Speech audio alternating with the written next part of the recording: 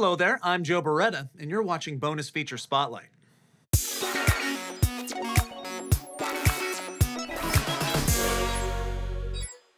Barrel roll it. Yep. Okay. Ha!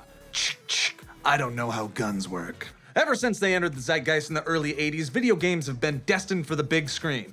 As gameplay complexity evolved and pixelated worlds gave way to photorealistic ones, game designers were constantly striving to be taken seriously as artists.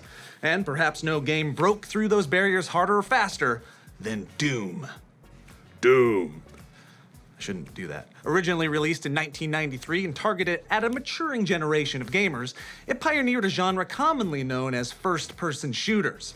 This point of view provided gamers with a visual command that, up until that point, was uniquely cinematic. 2005's long-anticipated movie adaptation of Doom was a watershed moment where filmmaking and gameplay came full circle. Let's hear straight from the mouth of Doom Nation just how important this game's legacy is and continues to be. That's not a gun sound. Kid, son, you are now in the Rapid Response Tactical Squad. The double RTS. Kick some ass. Breeze, kill it.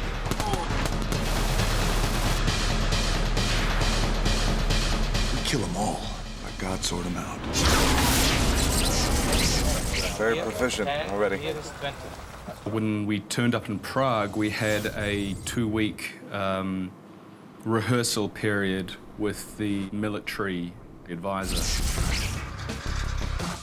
Ladies and gentlemen, Tom McAdams. He's a real ops. He's one of the best. Trainers, SAS, Delta, everything else. So many of these military advisors probably spend more time in Hollywood than the military at this point. Okay, listen in. Unload! And with Tom, he had just come out, I think a few months. He had just left after 25 plus years in the services. So there was no kind of jadedness to him. He had just experienced it, so everything was as fresh as it could be.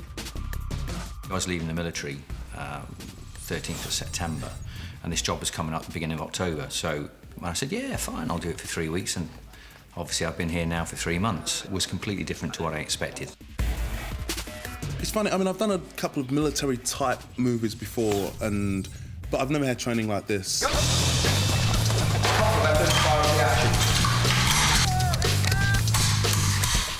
right, are we happy with that? Don't put the barrel into the ground, Diovia. Pass that on. Have your wits about you, because blank ammunition does injure. Fire safety catches. We've got time for one more, is that it?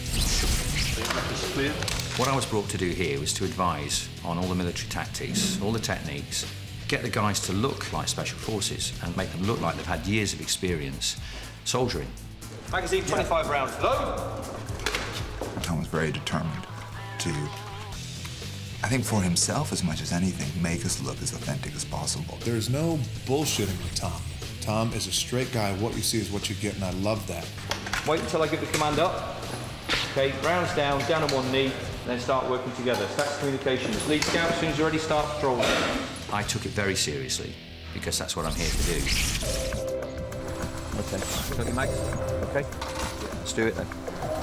Not only did he kind of instill the military knowledge and know-how and skills, but he also helped us bond and form into a solid, cohesive unit. The biggest thing was to get them to gel as a team. And we started off by going to the gymnasium every morning. 6 a.m., working out together, training together, going through and trying to simulate what soldiers would go through. The only difference is you know, they, of course, go to war and we go back to our hotel. And I call up the pizza place. It was important that they trusted me and got to listen to what I have to say. Happy? Yeah. Okay, let's see a good drill then. Most importantly was the safety aspect of using weapons. Right, what we're going to do before we actually start is a demonstration of what damage a blank round could do, just so that we know on the safety side of it, you're not pointing weapons at each other. Because they are real weapons. Even though we're using blank ammunition, it can still kill you. And one of the first things I do with the guys is demonstrate how serious a blank round is. And the way I did that was to use a polystyrene head and shoot it with a blank round, you know, and it disintegrates. It can make a hell of a mess, as you can see by that. So do not point the weapon at anyone. Always aim off. Timescale, I think, is an important factor in anything, and some of the guys have probably not had the time to practice with the weapons that they should have.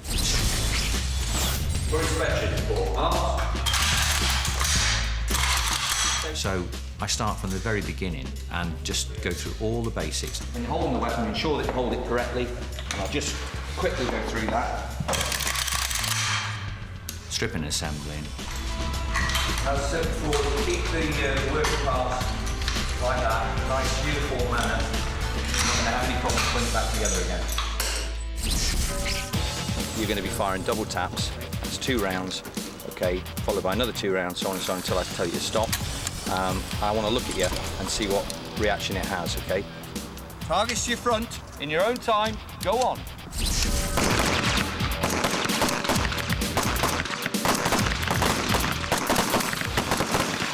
It's very interesting having that amount of power in the sense that it's coming from your body, coming from your hands, you know. It generates a certain kind of energy. Okay, is anybody not finished? Once I started doing the weapon training and I got to a reasonable standard, I could then move on to patrolling skills, which entails holding the weapon correctly and how you move around objects, how you adopt different fire positions.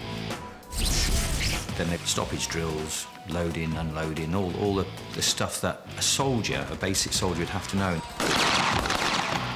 In the script, it was written that we would say retreat. And Tom was right there saying, no, you would never say retreat, you would say fall back. And I said, okay. And I said, would we say, get the fuck out of here? And he's like, yeah, you would say that too. I was like, okay.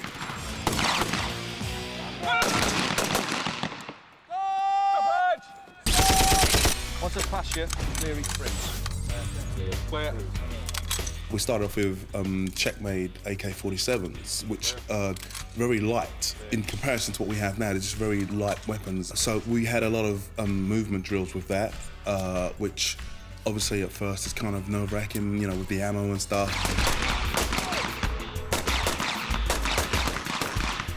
Some of the actors were very intimidated by the weapon and nervous of the weapon. Try and be a little bit more relaxed, some of you. I'm not pointing the finger. Get yourself comfortable, bring it up, double tap. If you want to get down on one knee, double tap, stand up or lie down, and just get used to different fire positions and just double tap. But try and keep both your eyes open, okay? I'm still flinching. It's, you know what, the flinching, no, I'm not too bad with the flinching, it's blinking. Sometimes, and this is the truth, sometimes air comes out of the barrel of the weapon and it kind of makes you blink a little bit. It's not fair. It's just, you know, it's air. To try and stop the actors from flinching, especially using something like the chain gun or the minigun, call it what you want, it's a 30 cal weapon. And with that weapon system, even though it's firing blank rounds, the actual overpressure that comes out is quite immense, and there's a hell of a flash with the thing.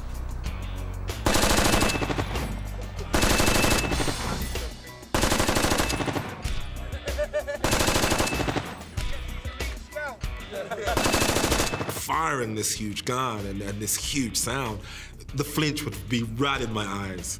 And Tom would see that and he would say, Deogi, you're flinching. Do it again. You're flinching. I think I, more than most, had to go through a lot of firing to get that flinch out of my eyes. What do you think of that, then? This was the very first time that the destroyer has actually picked up that weapon. Now, you see the weapon of choice. So, my question to you is, how did it feel? It felt... Let's tell everybody at home. It felt awesome. It's huge. It's massive. No, I'm talking about the gun.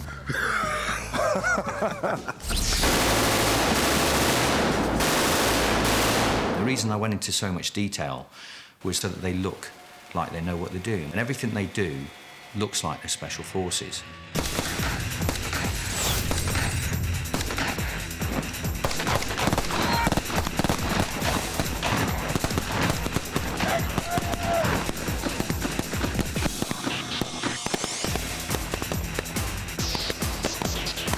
I'm not going to lie to you, I love it.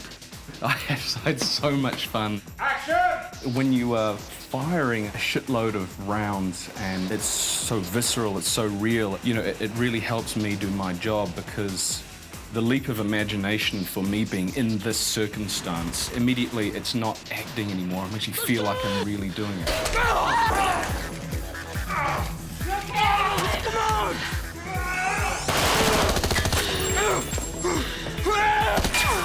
It's kind of, you know, our collective hope. When you look at this unit of soldiers, you will actually, you know, you will see them performing as a highly professional squad of guys. Clear left. Clear right. If you're gonna portray our military, then we damn sure better have our shit together, and we better look tight with what we're doing. So we should get together, and we should know in a certain environment where there's present danger or possibly danger looming, then we should know how to walk, how to talk, how to give hand signs, eye signs, what we're listening for. Look alive, men. Game time. I gotta say, when we're inside that chopper, when that door is closed and all the guys are standing there ready to go out with their weapons loaded, cock block and ready to kick ass, you gotta ask yourself, the real deal soldiers who go through that, who are standing behind that door, what they must be thinking. I got a lot of love, a lot of respect for those guys. They're the real deal. It's movie shit. It's cool shit, but they're the real deal. They picked it up very quickly, and obviously as time's gone by, they've done so much of it. They're starting to switch on to the fact of how to go about it. I certainly wouldn't leave them alone, though, to be perfectly honest with you, but they are learning. Sure. Never good on my maths. Do you want to do it again? Yeah, That's good. Okay. Yeah! Yeah! Yeah. Nope. Doom wasn't the first feature film adaptation of a video game. That honor goes to a couple of Italian plumbers hopped up on magic mushrooms. You may have heard of them. And there have been numerous others, but where most adaptations struggle to replicate what it felt like to play the game, Doom certainly succeeds. And end video with plie. For Bonus Feature Spotlight, I'm Joe Beretta. Thank you for watching Universal Pictures All Access. Get the most out of your movies. All right, you guys, you know the drill. Like, subscribe, and if you want to see more, click on one of these other videos. And also, the little subscribe button that's floating somewhere around here. You find it. You're an adult.